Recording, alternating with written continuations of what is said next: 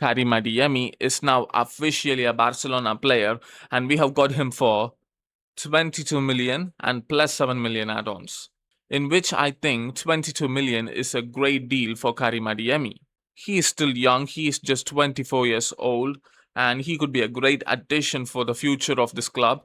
So I think 22 million for Adeyemi is not a bad deal, even though his contract is running low.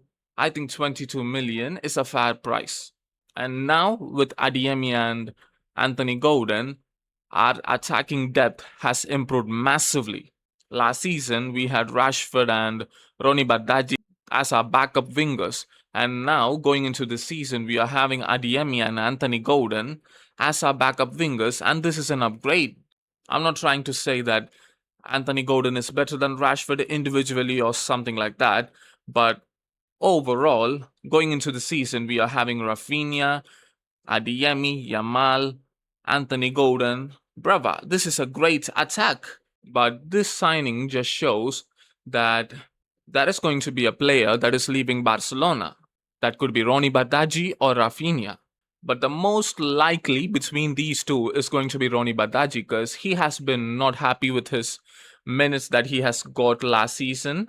But what I would say is, when you have a player like Lamine Yamal playing in your position and you're his backup player, you're not going to get many minutes because Lamine Yamal is not that old. He's 18 and he also wants more minutes. So Ronny Badaji was not happy with the minutes that he got last season.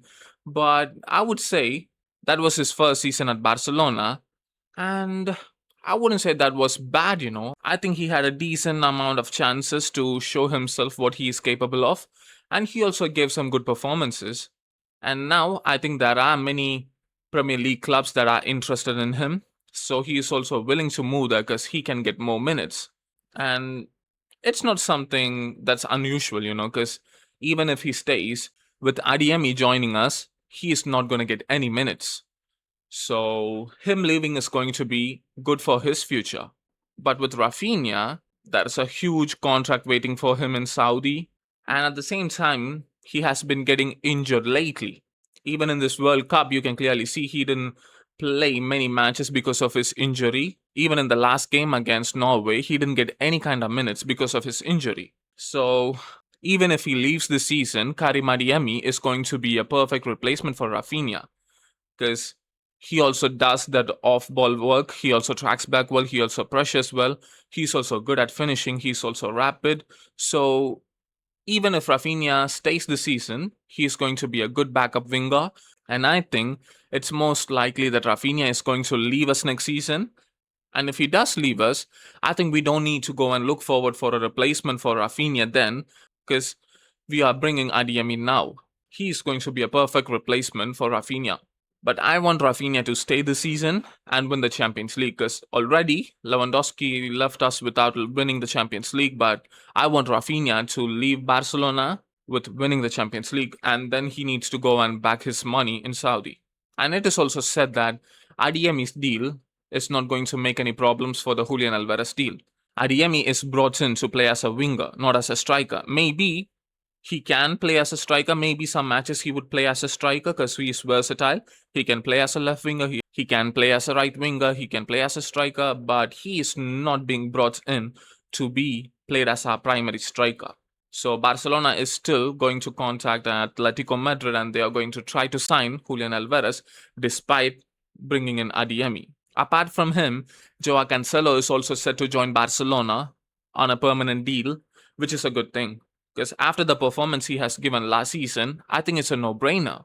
Because when he joined on loan for Barcelona last season, every single Barcelona fan had doubts about the signing. Because he was in Saudi and he didn't even get many minutes in Saudi. Everyone had their doubts on Cancelo. And for the first 3 or 2 games, he was shaky. He wasn't playing good at all. But then, for the rest of the season, he gave an absolutely great performances and changed the mind of Barcelona fans and even the managements. So now they are looking forward for a permanent deal for a transfer fee of 10 million, which is, I think, a good transfer fee for Joao Cancelo. Looking at the performances he has given last season, 10 million is worth it. But still, only one thing concerns me the most in this transfer window, and that is, why are we not looking forward for a defender? Attacking wise, we have been signing good. We have signed Anthony Gordon and Adeyemi, and we are also looking forward for a striker. It could be Alvarez. And we have signed Cancelo, who is a left back, but still, he is an attacking player. He is not that great defensively. And even under Hansi Flick, past 2 seasons, the main reason why we failed in Champions League, why we got knocked out in the Champions League, is because of our defensive errors. And I just don't know why we are not looking forward to go and sign a defender. Because at least before the World Cup, we had some heavy links with Bastoni. But after the World Cup qualifications, where Italy got knocked out, the links just vanished, fam. And we are also currently not looking forward for a defender. There aren't even any kind of links that Barcelona is looking forward for a defender, and that concerns me the most.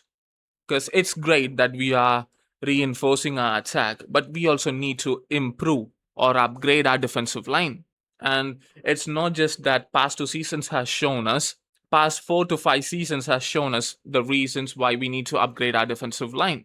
And still, I just don't know why Barcelona is not trying hard to sign a defender who is reliable, who can be a leader, who is experienced. We need to look for a player of that caliber. And Bastoni was one. And I think Hans Flick doesn't like Bastoni that much. But I just don't know what will happen in this transfer window about our defenders.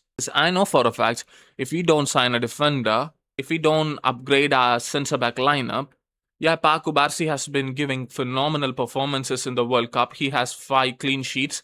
Every single game he has played, he has had clean sheets. I know that. But still, he needs a partner. Spain is not playing high line. Hansi Flick and Barcelona will play high line. He needs a partner who he can rely on. So let's wait and watch what's going to happen with the Julian Alvarez deal. And at the same time, will Barcelona try to sign a defender? And that's it for today's video, guys. Make sure to like this video, share this video, comment your thoughts down below. And if you want me to speak on something, comment down below. And until next video, peace. Visca Barca.